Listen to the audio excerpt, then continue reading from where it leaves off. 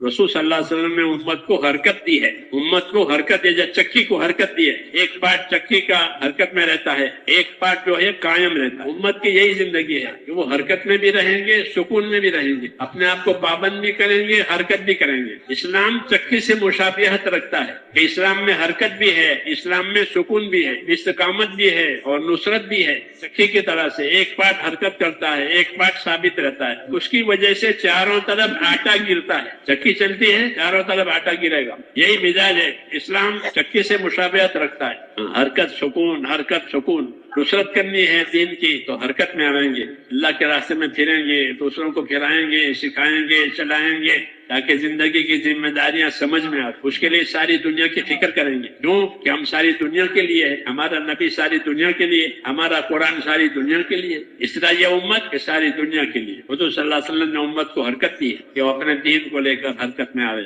دین کو سیکھے اور سکھاوے، جو سیکھے ہوئے ہیں ان سے سیکھے، جو سیکھے ہوئے نہیں ہیں ان کو سکھاوے، سیکھنے والوں کے پاس، سکھانے والوں کے پاس بھی جائیں، اور سیکھ کرتے جو نہیں سیکھے ان کے پاس جائیں۔ یہ نقل و حرکت بتائی، یہ نصرت کی حرکت ہے۔ ہماری جو محنت ہے وہ اپنے دین کی نصرت ہے، اور نصرت ایسی ضروری ہے دین کے لیے جیسے زمین کے لیے پانی ضروری ہے۔ اگر زمین پہ پانی نہیں برستا تو زمین کی خیرات ظاہر نہیں ہوگی، زمین بنجر ہو جائے گی۔ زمین پہ پانی برستا ہے پھر زمین آباد ہو جائے گی۔ اللہ کی یہ سنت ہے کہ بنجر زمین پر پانی برساتے ہیں۔ اولم یروا انا نسوق الماء الى الارض الجرز ونخرج به زرعا تاكل منه انامهم وانفسهم افلا يبصرون۔ یہ دیکھتے نہیں ہو کہ ہم بنجر زمینوں پر پانی برساتے ہیں اور زمین اپنے خیرات نکالتی ہے، تو تمہارا گزارا اور تمہارے جانوروں کا چارہ یہ دونوں ہوتے ہیں۔ گندم پیدا ہوتے ہیں تو گندم انسان کھاتے ہیں اور اس کا بھوسا ان کے جانور کھاتے ہیں، تو تمہارا بھی گزارا اور تمہارے جانوروں کا چارہ۔ بارش کے پانی سے یہ آبادی ہو گئی کہ تم اور تمہارے جانور، کیونکہ کسی زمانے میں جانوروں کے ساتھ کھیتی کی جاتی تھی، جانوروں سے خدمت کی جاتی تھی۔ زمین اور جانور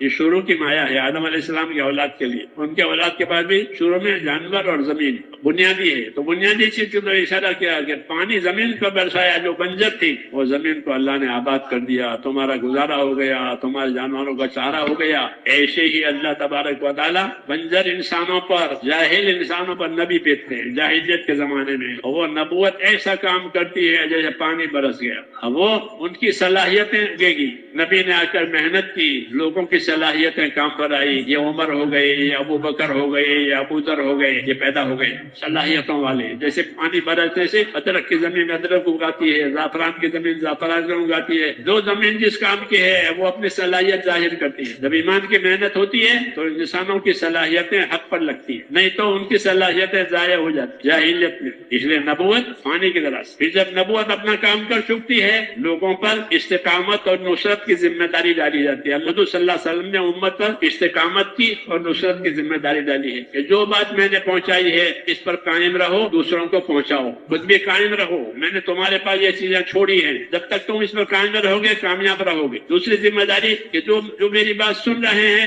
وہ دوسروں تک ان باتوں کو لے جائیں۔ ہم پر استقامت کی اور نصرت کی ذمہ داری ڈالی ہے، اس سے ہماری ذمہ داریاں پوری ہوگی۔ جانی مالی جتنی طاقتیں اللہ نے ہمیں دی ہیں ان دو کاموں کے لیے ہیں کہ اپنے اپنے دین پر اپنی ذاتی زندگی دین والی بناؤ، اور دنیا میں دین آوے اس کے لیے محنت کرو۔ یہ عمومی محنت ہے کہ نصرت پہ پانی برسے گا، جب پانی برسے گا زمین کی خیرات ظاہر ہوگی، جب امت نصرت پر قائم ہوگی تو دین کا وجود ظاہر ہوگا، ورنہ دین مٹ جائے گا۔ جب پانی نہ ہونے سے زمین منجر ہو جاتی ہے، لوگ بھول جاتے ہیں زندگی کا مقصد۔ ایسے جب نصرت نہیں ہوگی زندگی کا مقصد بھول جائیں گے اور دین کی جگہ ہی نہیں رہے گی زندگیوں میں۔ تجارت والے تجارت میں سے اپنا دین نکال دیں گے، زمیندار وہ اپنا دین زمینداری میں سے نکال دیں گے، اس طرح ہر شعبے والا اپنے شعبے کا دین زندگی میں سے نکال دے گا، اور بغیر دین کے وہ شعبے چلیں گے فساد کے ساتھ۔ ہاں، ہر شعبے میں فساد آئے گا، جن شعبے میں جتنی طاقت ہے اتنی طاقت سے اس شعبے کا فساد پھیلے گا، زمین پر فساد پھیل جائے گا۔ جی ہاں، اس سے زندگیاں تنگ ہو جائیں گی۔ اگر تو دین کی محنت نہیں کرو گے تو سارے شعبوں میں فساد پھیل جائے گا۔ مولانا ابراہیم دیولہ صاحب کا خوبصورت بیان۔ مزید ایسے بیانات کے لیے ہمارے یوٹیوب چینل بیانات کلپس کو سبسکرائب کریں اور ویڈیو کو دوستوں کے ساتھ شیئر کریں۔